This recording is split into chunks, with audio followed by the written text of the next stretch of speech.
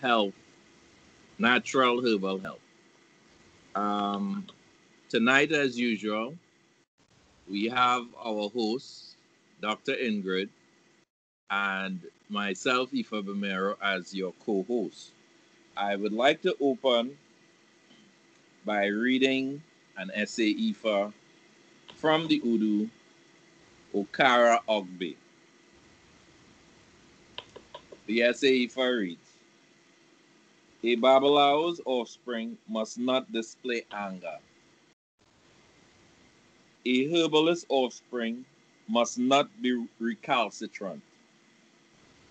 The child of the community head must not create chaos in the community. These were the declarations of Ifa to Adikabi,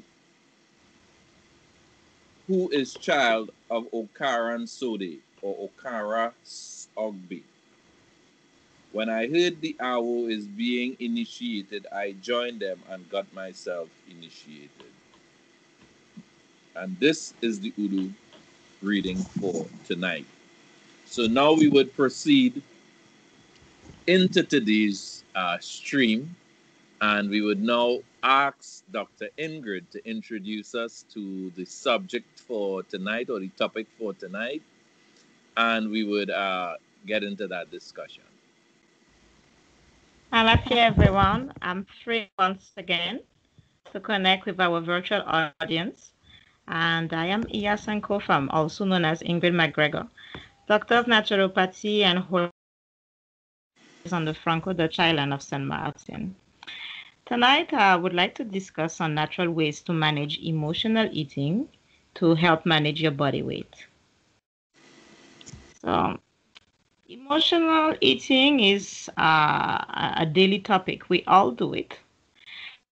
Even if you are as slim as a rake, if you spot your favorite food after having a bad day or after not having a favorite food for a while, you can get easily excited about the flavor that you have missed and scarf it down before anyone know it was there. So that's just one example of emotional eating. It is a pattern of eating where people use food to help themselves deal with stress or stressful situation. Many people experience emotional eating at one time or another. So, for example, having a bad day at work or having a good one, having relationship problems or a relationship success, watching a sad movie or a fun one, the most uplifting film ever, all of this can lead to emotional eating. So it is a sheer number of triggers and a variety of triggers that can make emotional eating the enemy of the healthiest eater. So it wouldn't matter how focused you are and how high is your resolution to eat well.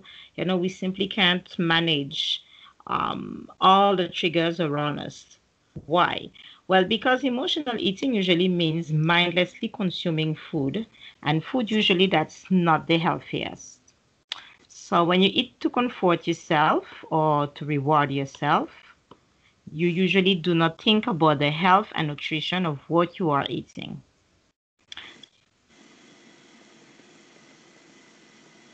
However, when emotional eating happens,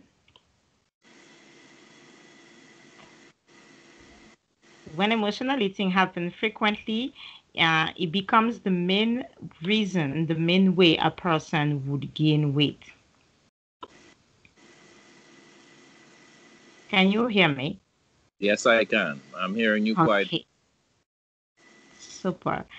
So I was saying that when emotional eating happens frequently, it becomes the main way a person deals with their emotion. Then their life, their health, their happiness, and weight can be impacted negatively. Because usually you only feel bad after the deed. If you want to stop emotional eating from ruining your life or ruining your balanced diet, you have to be aware of what you are eating. That's the first step. Okay. So the first focus would be to be aware of what makes you eat. When you are planning a balanced meal, you don't have to worry about what you are putting into it because your mind is set on eating regularly and eating healthily. However, when you are binging, whatever you eat is usually unplanned. So the first step is to stop the triggering emotion or actually to spot them. So this way, you know how to anticipate your reaction. So reality is that they can come from almost anywhere. So what we want to do tonight is to chat about a few triggers. So stress is a great culprit, and we are not just speaking about emotional stress, but also physical stress as well. If you spend an entire day cleaning the house from top to bottom, if you are cleaning an office, for example, you may have like quite a lot to do, quite a few rooms. At the end of the day, you are going to be tired and your defenses will be down. You might look for food as a reward. And why? Just as you look to it for comfort when you are upset. Okay, sometimes the trigger might be boredom. So, what's the easiest thing you do when you don't know what to do with yourself, Baba? I don't know, but yeah, I, this issue of binge eating, right? Um, Although you may have mentioned stress, could it also be related to depression? Of course, because as we spoke about emotions, managing our emotions. So sometimes even feeling excited, feeling very happy is going to create a change in our biochemistry, in the chemistry of the brain, and so therefore we are going to crave for more food. All right. So whenever people are experiencing depression, there is a serious imbalance of serotonin in the brain, and therefore people eat a lot because they cannot feel full. They don't feel any satisfaction, so just keep, eating more and more carbohydrates. Usually, it's just to get that, comfort feeling. Just that in the case of depression, people just never feel satisfied. So it is very easy to end up overeating when experiencing depression. All There are right, some lucky few who are actually losing weight during depression, but there are some lucky few. all right. But what I want to ask though,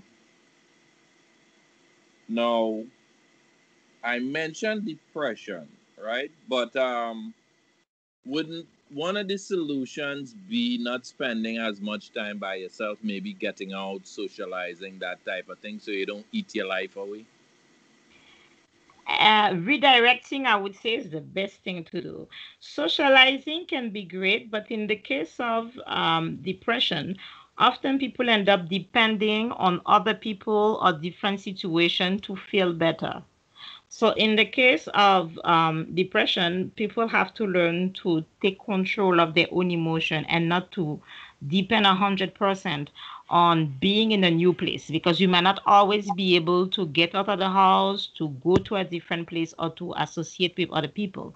So, the key word is to redirect the emotion into something else and something that makes us feel good, without involving the kitchen or eating. Okay, so then what about just getting out, period? Maybe going into the natural environment, going to the park by yourself, Exactly. or engaging maybe Exactly. in some activity that is a solo activity outside of your home. It's perfect. That's a great suggestion. Kepka, one way of controlling emotional eating when you are bored is to really identify a different activity you can indulge in. So that could be anything like going out in nature. Sometimes just meditation. A lot of people indulge with yoga, sitting outdoors somewhere and just focus, meditate, listen to the inner voices. Okay, so that they could control that particular moment when they need to eat. Because usually they just need to eat. So emotional hunger is not a physical hunger. I could use my example. Up to 2 years ago, I would just get out of the house and go hiking. So Okay. at some point, I would go twice a day. And I would feel very excited to just pack up miles upon miles upon miles. That's, it boosts the serotonin and then people feel good. All right, Not but everybody can walk and run. All right. Now, you mentioned something earlier. You mentioned a deficiency that may be affecting a part of the brain. Let's talk a little bit about that. Let's come to understand what might be responsible for things of that nature. Is it just a bad choice of eating? Is it losing sleep? Is it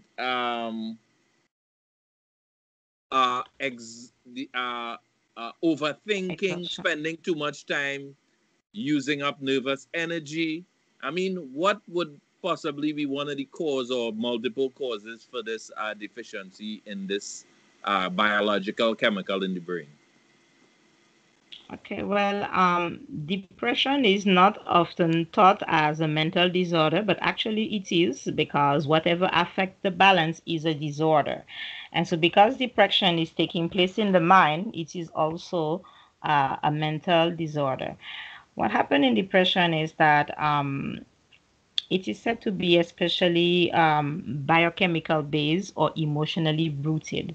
So it can occur at because of grief, because of shock, because of a great disappointment, of exhaustion. But it would especially happen in people who have been overworked, people who have not been taking care of themselves, people who have been eating any and anyhow. Because if you are balanced within your body, it will be more complicated to have a deficiency in the brain because what we eat is usually associated to how things are functioning in the brain as well. So that's why we can treat depression in Ayurveda by balancing the way we eat and by focusing on aligning the doshas. All right. So now that leads me to, I mean, you did sort of speak a little bit on it, but I want us to go a little more into it. Now we're talking about a biochemical imbalance or deficiency, if you want to use that term, or in some cases, even the overproduction of some hormone. So now I want to I want you to probably talk a little bit about the possibility of hormonal imbalances being the source of depression, whether it be manic depression, whether it be bipolar disorder. You know, we have a whole long list of names or labels, rather, that are used to classify different conditions or different states. Is it a possibility, right, that rather than it just being a deficiency, is it possible that something could probably be wrong with the endocrine system that could cause one to go into a state of depression, or that could cause somebody to want to engage in binge eating as one of the causes? Okay, I'm gonna take the example of postpartum women, and after giving birth, usually drop in the hormonal balance because of expelling the baby. So hormones, they are chemical messengers, and they can have powerful influence on the brain and also on the mental well-being. So when the hormonal level is imbalanced, you tend to have either, when it's balanced, you have a stable mood, you can feel energetic, motivated, and mentally sharp. Whenever the levels are out of whack, however, then you may experience symptoms that are associated with mental illness, including depression. So you would experience different symptoms like a panic attack, or especially a mood swing, usually fatigue, a brain fog, or people would have insomnia. They would be tired, but they just can't sleep. Overall, they experience a lack of motivation or trouble concentrating. So we use an example this week. It's if a vehicle is functioning with diesel and you get to the gas station and you happen to pour gasoline instead, it's not gonna work. It may not even start. And it is the same for our body. So therefore, if the chemistry is not right in the brain, we are going to end up being imbalanced physically as well. All right. Now that leads me to, I mean, I don't want to go too deep, right?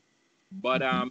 normally, isn't it the B vitamins that are associated to the proper functioning of the brain, or is it also to We have things like there are specific amino acids too that also affect the functioning of the brain.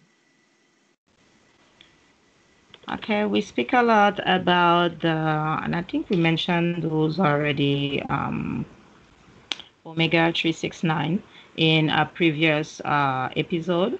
Yeah, we did. Okay, and those are very important in balancing the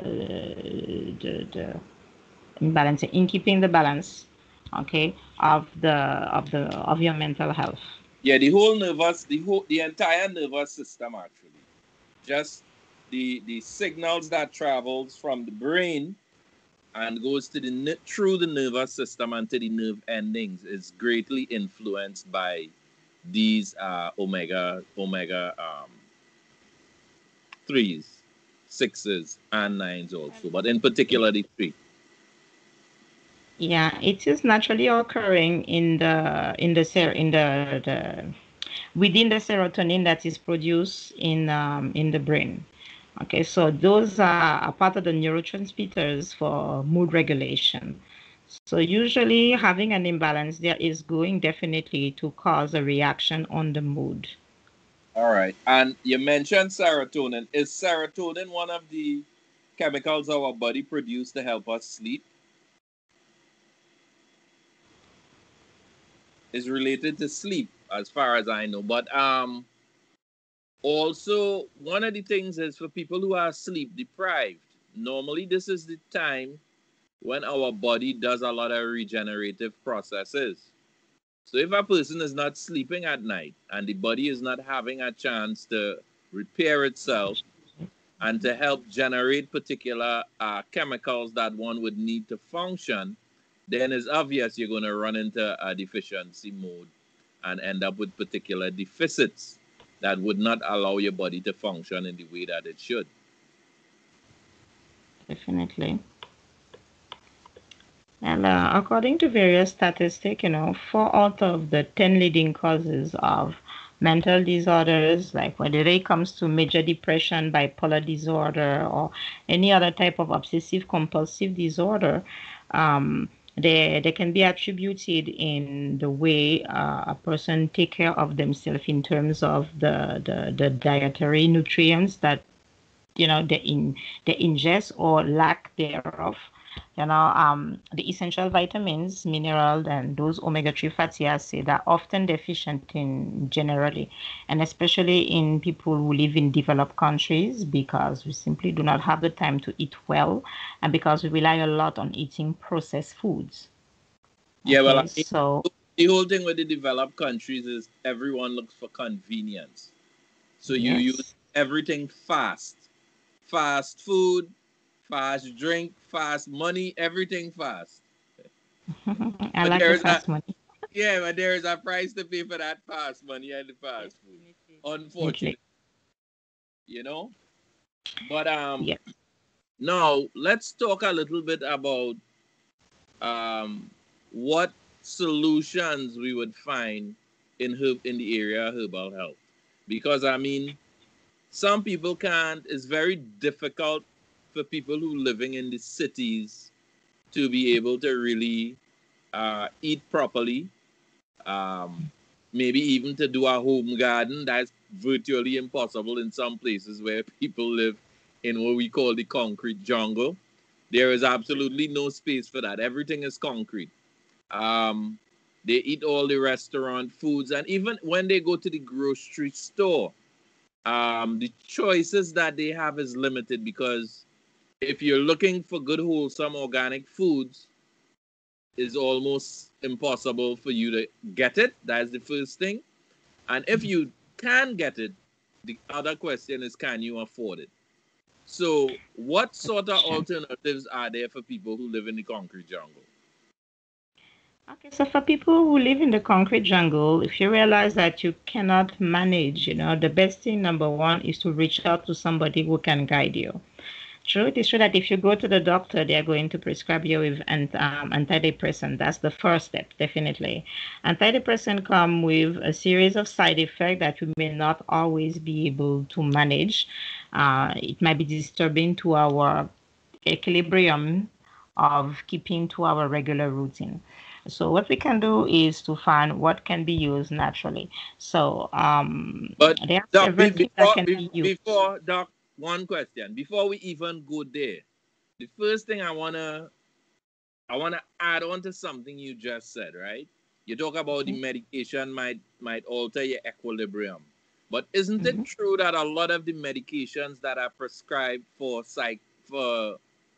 these type of depression and any type of mental condition are normally psychotic drugs that you get on these medications, and it's a life dependency type of situation where you have to take these It medications is. the rest of your life. It is because technically I'm not like I have had the experience of receiving antidepressant. When you go to the ER, and usually in case of emergency, the doctors would just use whatever they feel is best for you, especially when you are not in a situation when you can say no. And for example, when you receive a large dose of antidepressant, so for example, let's say what you would normally use over the course of a week, because antidepressant usually you are taken 2 to 3 times per day. When you have a certain amount in your body, it's as if it feels as if you have soup running through your veins. You can't think properly, you're always tired. Technically, for those who are having a problem overeating, the good things is that they're too tired to eat. They sleep all the time. Okay, like you don't have the physical strength to get up and sometimes go to work or go to exercise. So what happened? The doctor is going to give you something to stay up, so you will take the antidepressant and then you will take another medication to help you stay up and focus during the day. But usually it might trigger something else. So then you may end up with yet another medication. And then because you are boosted for the day, you may need something to sleep at night and so then it's like it become, it's like this A, spiral where a you just vicious, end a, up adding a a, vicious cycle where you just end yes. up adding a lot of pills and then you become completely dependent. Why? Because once you remove all of these from your body, it takes a long time before you could achieve a balance to function properly again.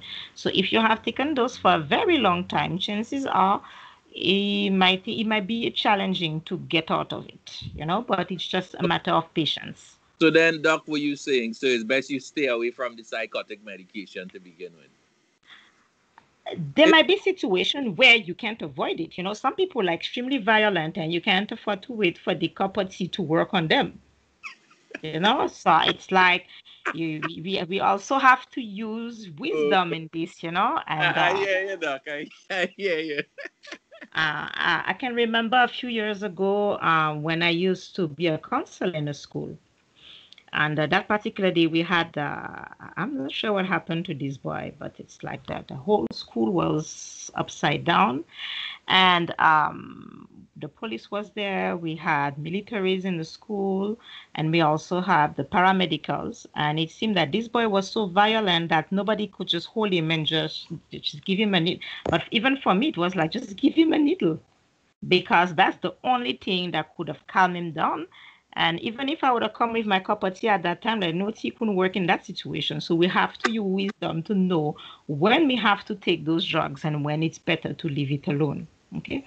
Okay. So for me, if people are honest with themselves, okay, and they acknowledge that they're losing control of their balance, then it's easier to start treating self with herbs.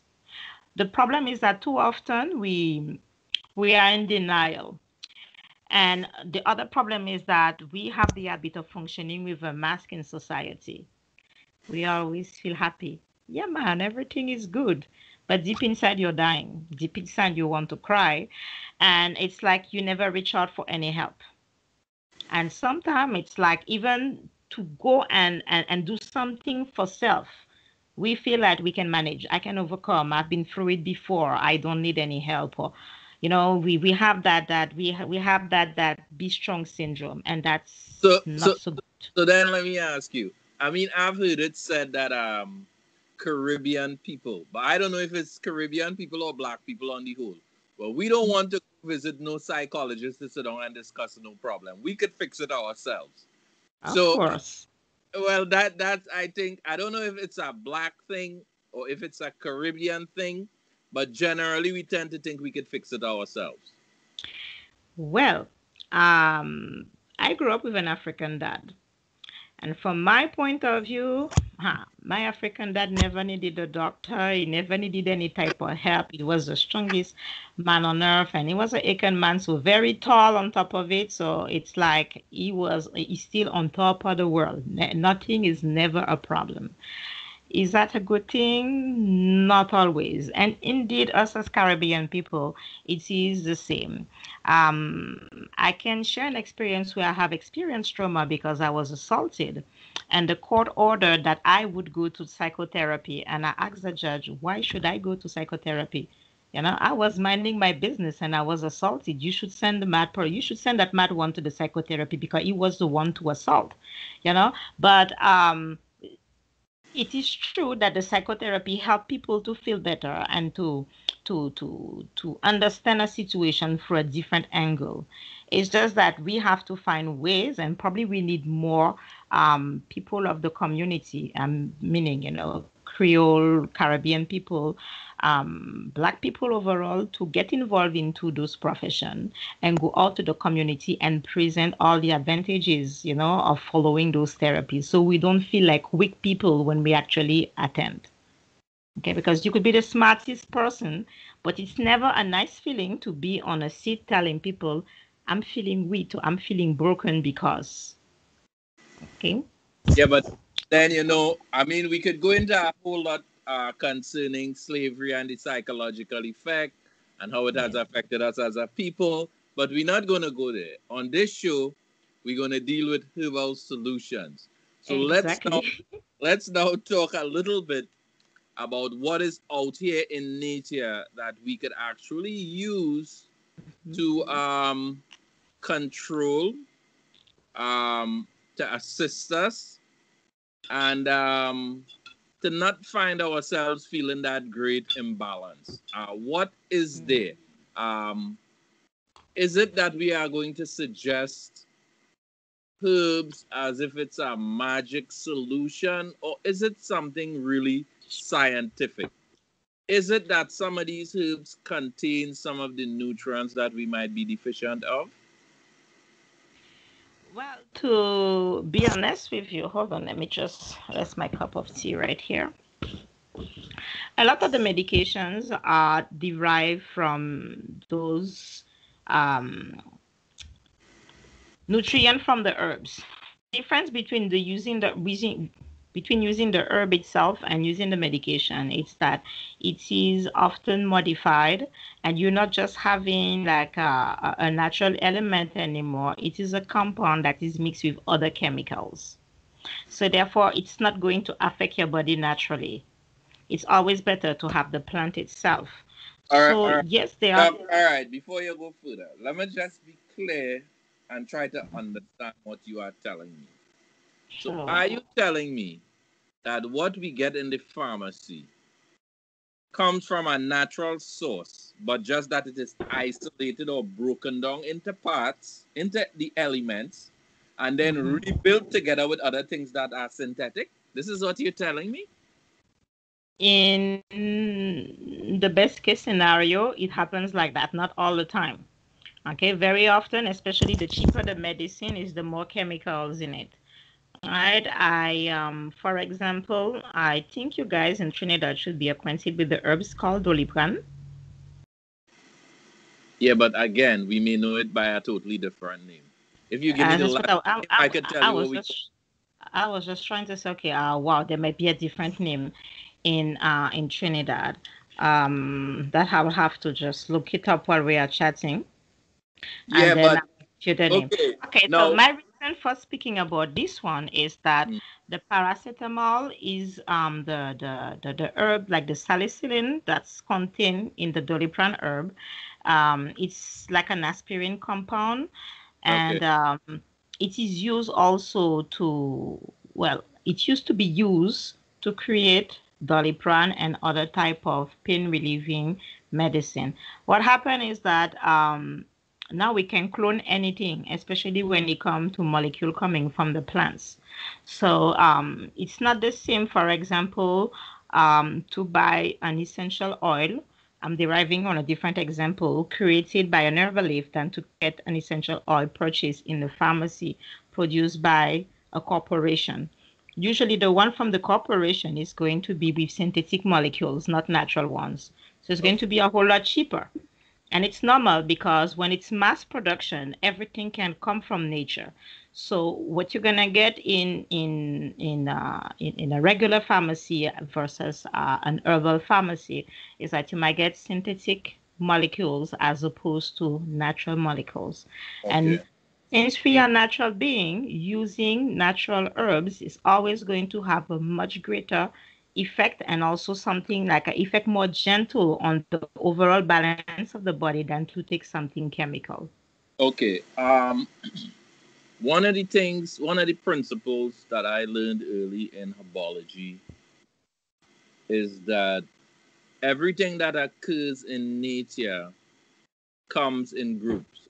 So you wouldn't have a fruit with a particular vitamin or mineral within that same fruit, the fruit having all the other elements and all the other minerals and vitamins that would ensure that this fruit is absorbed into the system and made usable by the system, by the bodily systems.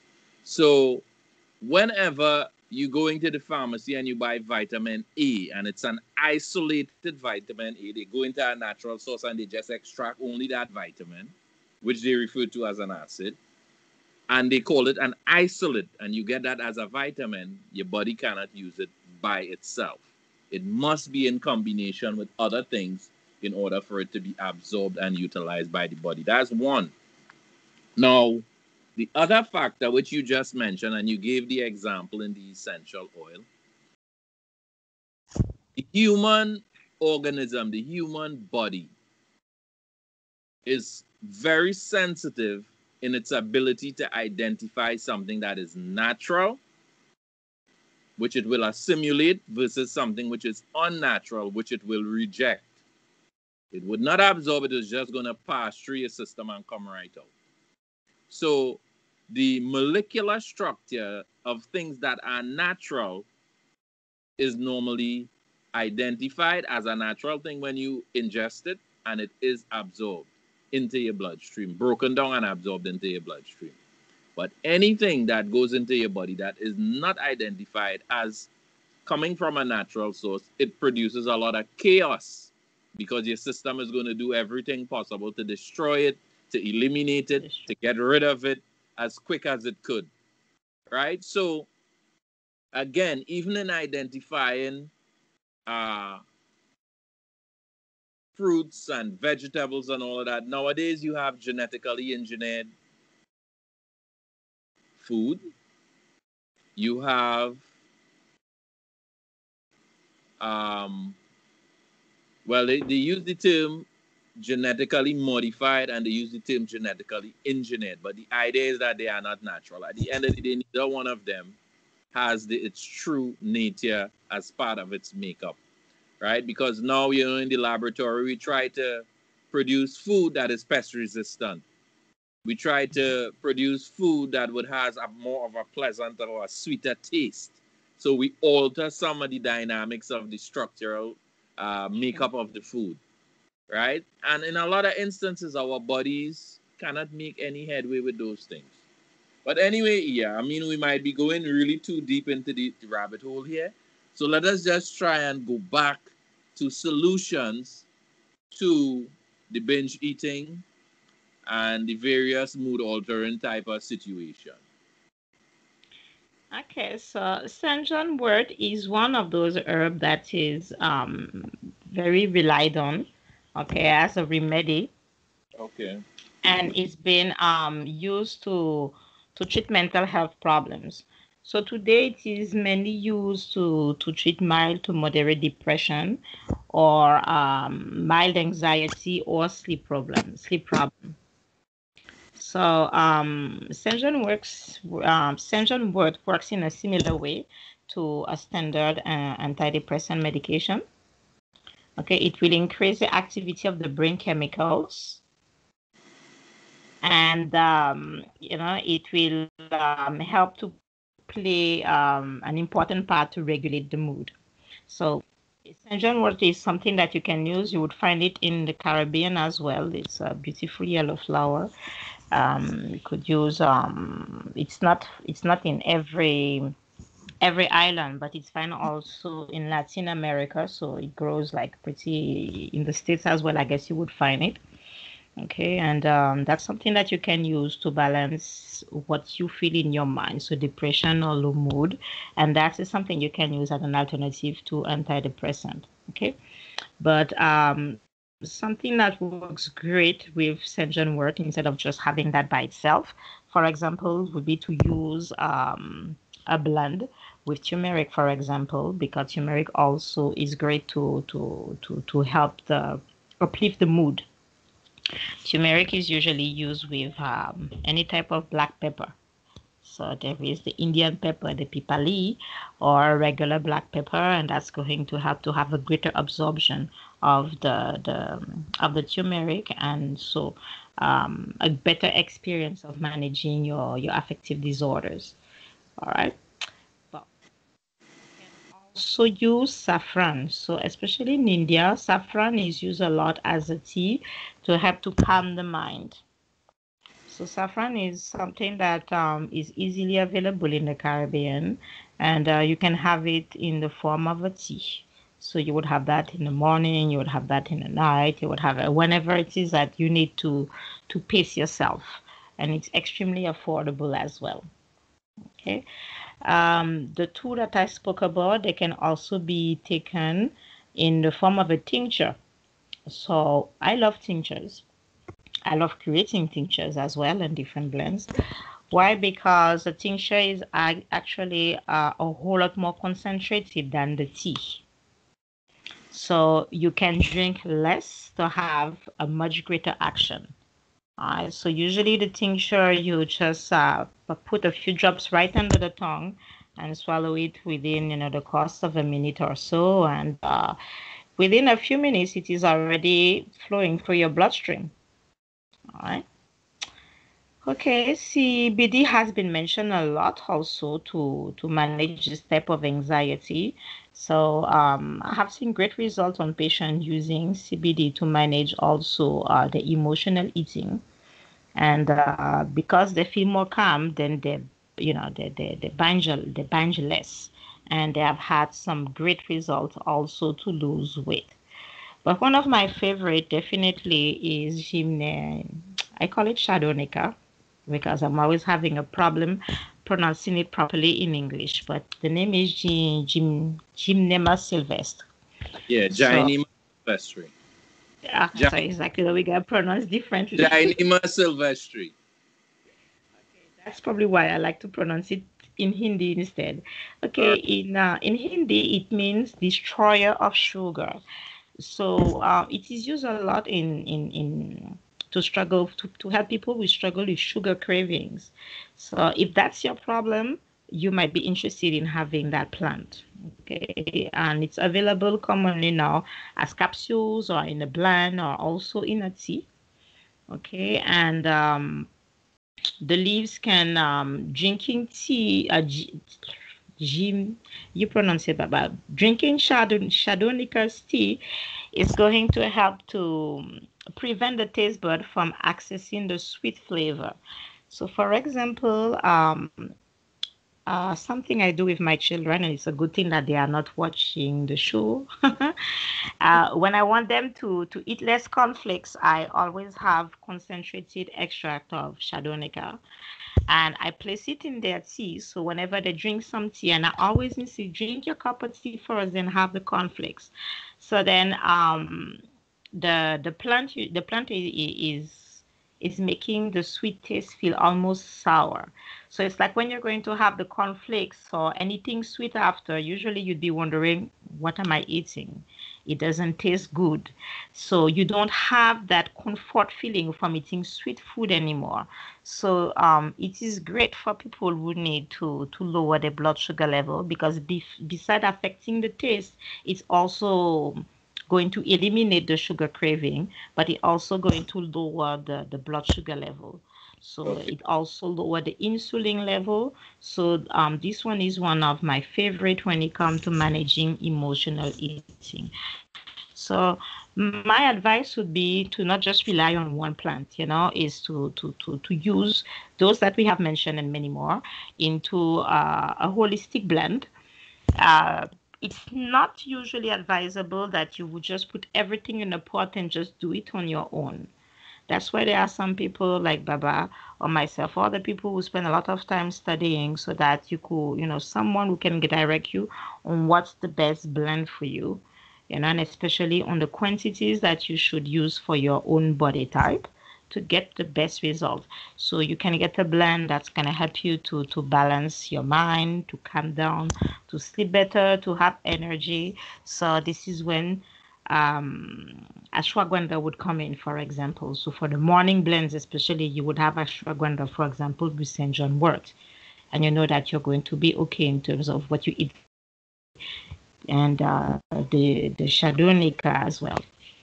Okay, but in the evening, you may want to use something different, something that can help you to be more calm. So including the CBD with the gymnema. We're gonna get it before the end of the program. But up to now, I'm sticking to Shadulnika. All right. So Uh, Shadulnika and CBD are a great blend to have at night. all right. Now, beside those that were mentioned, because the ones you mentioned particularly dealt with issues such as anxiety, right? But also, you mentioned in the afternoon, you might want to use a different herb. You may want to use a herb that would probably have more of a relaxing, sedative type of response. So I'm going to name a few, and I'm going to probably give you an idea as to exactly which area it assists with. Corylli helps to settle the nerve, and it also works as a muscle relaxant. Corylli would also be called Vitamelon, um, Memorodica charantia. I think that is the Latin name. It You is, have things yes. like soursop, which is a sedative, which calms the nerve. You also have cat's claw, which it uplifts the mood, it promotes mental clarity. There is a plant called the Jumbi plant or the wild tambran plant. Uh, Oh, this okay. right, this one calms the nerves. Right, you have lemongrass. Lemongrass is a muscle relaxant. You have the mimosa pudica, which is called timari in some countries, or Mary Mary close the door, the sensitive plant or the shy plant. When you touch it, the leaves close in. Oh, we This call that plant, muscle Mary. right, that plant helps you sleep, right? Now it also has some other some interesting properties. It's also listed as an aphrodisiac, as an anti-asthmatic plant, and as a wound healing plant. Right now, it have some spiritual virtues, but that's for another show. All right. Dr. Ingrid did mention St. John's wort, right, which is the Latin name is hypercum. This is an antidepressant. Kava kava is also mentioned. This one reduces anxiety. Um, of course, the proviso, the warning is that it is a little bit toxic on the liver. So you have to know what you're doing as far as administering the dosage of this particular medicine. Then you have the CBD, which is the cannabis. Again, it has been sort of made legal in most countries. I don't know where you are, but just be careful. If it's illegal, I'm not encouraging anyone to break the law. All right. Exactly, 0.3% is the legality. So if you go 100%, it's too much. It's not legal anymore. Right, right. So people just keep that in mind. Um, there are other herbs that also sort of induces sleep. They are categorized as tranquilizers. You have the Bacopa minori plant.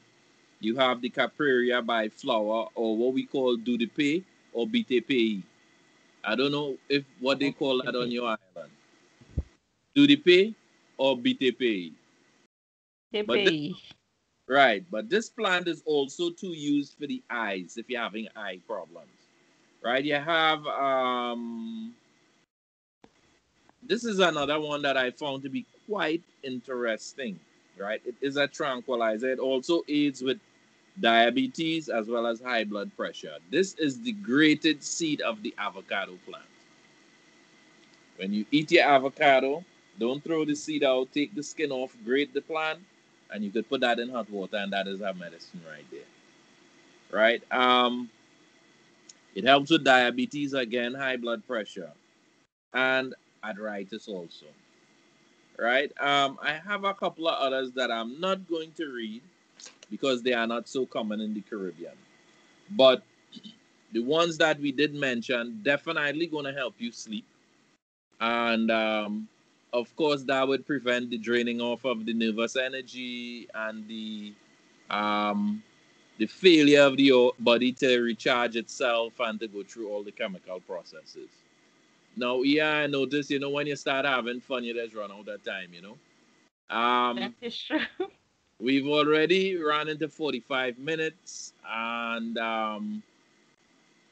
so I would allow you to kind of close things off because I think more or less we've covered most of the information concerning the binge eating, what we need to do in order to bring it under control. Of course, in a lot of cases, a lot of these compulsive disorders tend to be more on the side of the mind and the way that the mind functions. And to bring those Yeah. things under control, we try to alleviate the anxiety, the depression, and the insomnia. And these things sort of help you to bring your body under control. They would address the source of the binge eating, which is basically what Dr. Ingrid mentioned tonight. Go ahead, Doc. Exactly. So, I am a neurolinguistic practitioner as well. I use that a lot in terms of therapy. And that's why I want to encourage people to not be afraid to get the help they need when they want to overcome a problem. Sometimes we hear some words like sophrology, hypnotherapy, and we're like, ooh, these people are going to play with my mind. No, the way I see it is that we actually help you take a trip within your own mind. And so it enables people to actually address the source of their problem, the source of the blockages. And it's great because once you can address the source, you can recreate your story, and achieve the outcome that you want. So if you want to stop binge eating, then you stop. You don't have to rely on drinking something all the time.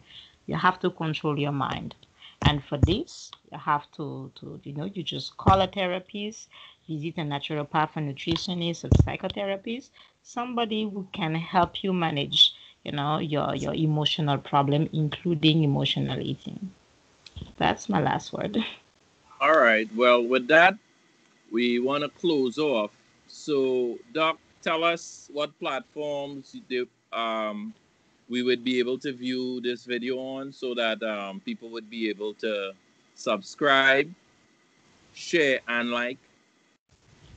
Okay, so Best Uncle Fam is my hashtag. So you will find this video uploaded on my Facebook pages. That's Best Uncle Fam Herbals, the line of supplement that I am developing, as well as Uncle for Holistic Alternative. It's also going to be shared on my Instagram profile where you can find me under ES Uncle Fam. Okay. We are working on upgrading the YouTube channel. So by the time we come back next time for the next episode, then I will update you on the YouTube channel as well. Okay, very well. And we would be awaiting that update.